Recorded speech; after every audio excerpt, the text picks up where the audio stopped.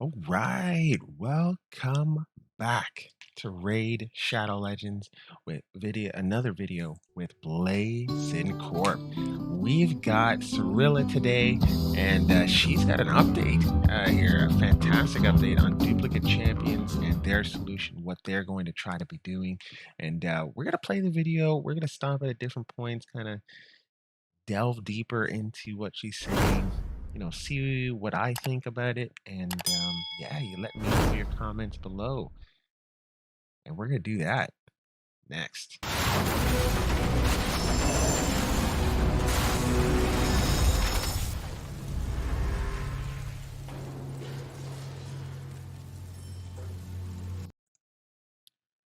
Right. So we are back. And yeah, let's take a look at what Cirilla is saying here.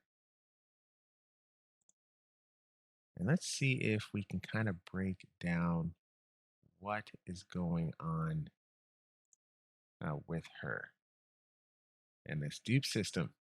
All right, let's start. Hey everyone, and welcome to our latest preview video. Today we're going to talk about the new systems for helping you get the most value from your duplicate champions. As duplicate champions is a multifaceted issue, we analyzed a variety of situations and identified a few key issues that different groups of players face. And because there were a few different situations and issues, we had to come up with a few different solutions. Something that applies more to newcomers looking to progress quickly, something that may be more useful for mid-game players looking to make the step up, and something that will be more beneficial to end-game players with pretty bloated champion collections. We wanted. Hey, first thing, it's a good thing they're thinking about all players right through the game rather than just the end game players, of which there are not many here. So if you remember when we all got our 2 year kind of stat review, it's really only about 400 to 500 truly end game players. So thank you, Cirilla, for thinking of all of us and not just those guys. To make sure there was a solution that everyone could potentially benefit from, no matter where they are in game. Alright, enough talk, let's get into it. You all know the sparring pit in your bastion, where champions bash each other on the head to gain experience. Well, it's getting an upgrade. The new Guardian Ring will still have all the functionality of the sparring pit inside, but it will also have a bunch of new mechanics, including faction guardians, champion empowerment, and champion unbinding. You won't know what those are yet, but don't worry, I'll take you through them all. Let's start with the feature the ring is named after, Faction Guardians. The Faction Guardians tab will let you assign duplicate champions of different rarities to become Faction Guardians. This means they'll boost the stats of all champions of the same rarity in that faction. When you first visit the tab, you'll see a list of all factions. Tapping on any of the banners will bring up a new tab with the duplicate slots available. Each slot gives a stat bonus to all champions of that faction and of that specific rarity. It's a bit similar to Great Hall bonuses, but faction-specific instead of affinity-specific. Slots are unlocked in order, so after you get your bonus to HP, you'll unlock the slots that can get you bonus stack, which will unlock the slots for defense, and so on. For example, let's say we have 2 Raglins. You'll be able to put them both into the first legendary Bannerlord slot and unlock a 10% HP boost for all legendary Bannerlords you own, including your Raglins, both of which you can still use. If you also had a pair of Barons, you can put them in the second slot that was just unlocked to get an attack boost, and so on. As I mentioned, champions you make into Faction Guardians can still be used in battles.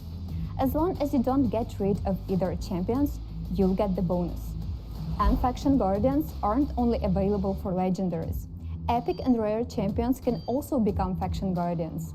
Since you don't lose your champions when you assign them to be Guardians, you can still use them. For new players, this means you can boost the stats of your rare and epic champions and bring them more in line with the strength of standard legendary champions that you're having to fight against. If you don't have many legendaries yet, this can be a big help in closing the gap and winning some harder fights in the arena or the dungeons. For mid-game players, Yeah, that is sickening. That's fantastic. Here, use our dupes if you have any. Of course, we all have like tons of rare dupes here, and a few. Most likely, we've got a few of the epic dupes. Not too many of us probably have legendary dupes, but because this is faction specific here, probably only the end game of the end game players will be able to, kind of max these out fully right off the bat. But I like this. This is not a bad thing. Like most likely, most of us will have all the rares kind of filled up for most factions pretty quickly. So that's a nice little boost in the game. And then we'll start to work on getting the epic kind of dupes there. But it looks like it's only one, two, three, four, about five epics or five epics, legendaries, and or rares that we need in terms of dupes per faction. So that's important there because you only have so much space. So you'd have to be really careful about which factions you use, I'm sure, in that particular setup here. But so far, so good. I'm liking what I'm hearing so far. This flexibility will help you conquer the arena or beat some of the raid's tougher challenges, like some of the trickier secret rooms in the Doom Tower. And as your collection grows, you'll be able to benefit from some pretty sweet stat boosts if you manage to summon a couple of duplicate legendaries. For endgame players, this means you can have your cake and eat it too. You can get the stats boost from assigning some legendary faction guardians and keep your duplicate champion available in case you want to build a second of a certain champions with this different artifact setup for a completely different role. And for everyone, no matter where you are in the game, bonus stats mean that all of you can be a bit bolder when experimenting with artifact setups. Okay, let's move on to our second option, champion empowerment. The principle is pretty simple. You select a legendary champion and feed them their duplicates to permanently empower them and give them a stat boost. You can do this up to 4 times. But keep in mind that you'll permanently lose the champions you used to empower another, so think twice before you do it. Like we said, we limited it. So while they can get a nice boost, you can't make them into unbeatable monsters. We want to make sure it won't throw game balance off. We also realize there are a few champions you can't ever get duplicates of. Lydia the Death Siren, Gumlock Skyhide, Ura's Soul Cage, and a few others. So that these powerful champions aren't left out of this feature, we've assigned other champions from their faction to act as their surrogate duplicates as far as empowering is concerned. For example, you'll be able to use Vizix to empower Lydia. Anyway, the entire list will be available in the game once the Guardian Ring goes live. Finally, we have the Champion Unbinding feature that is also exclusive to legendary champions. In this tab, you'll be able to permanently. Yeah, so nice. Nice.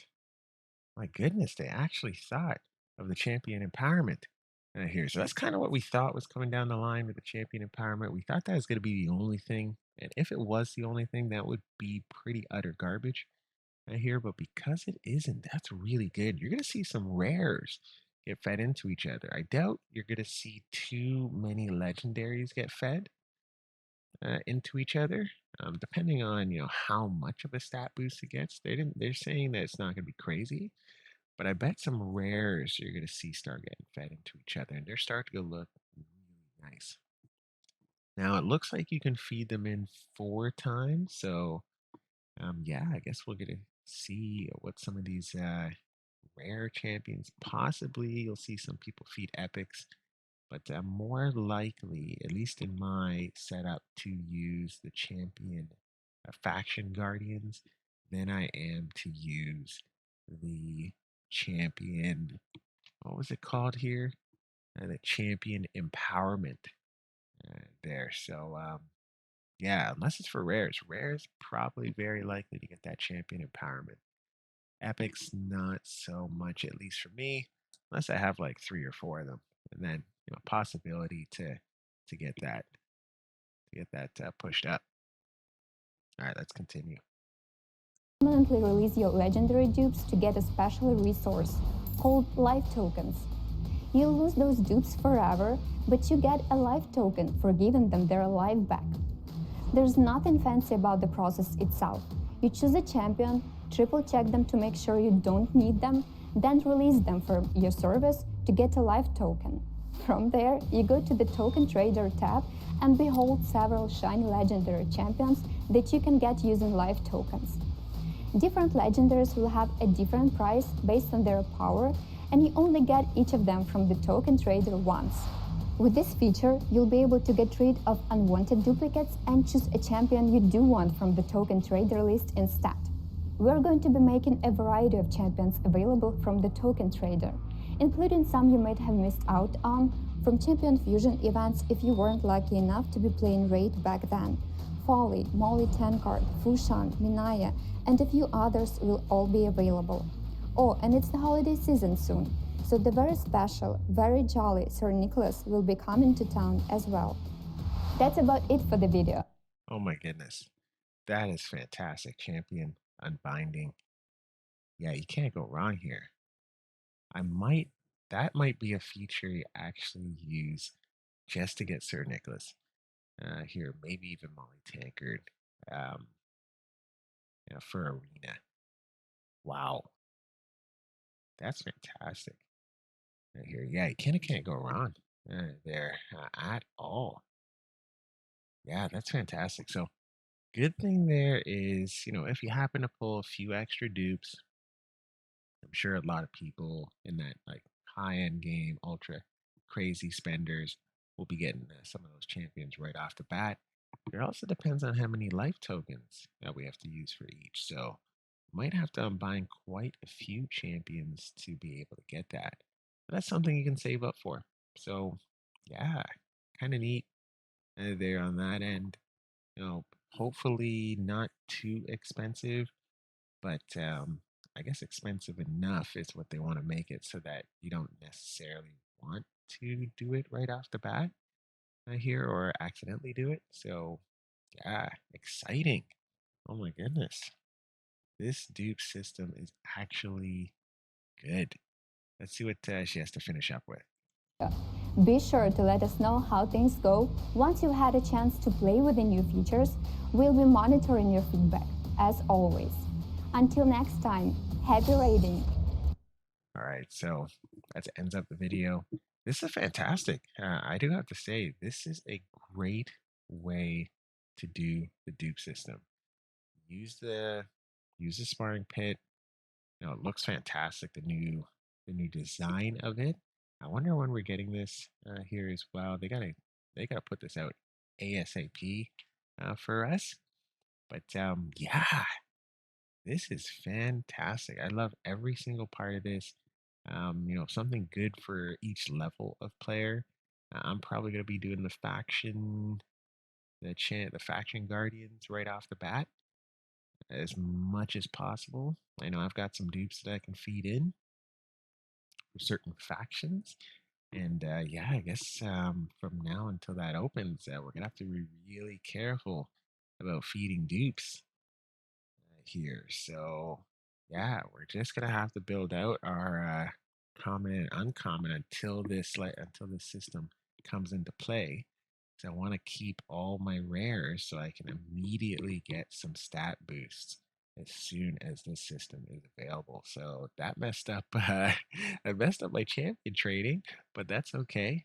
I hear nothing wrong with that whatsoever. All right, guys. Until next time, happy raiding. I'm using that little line right there. We're going to see you guys again next time. And yeah, I guess we'll chat then.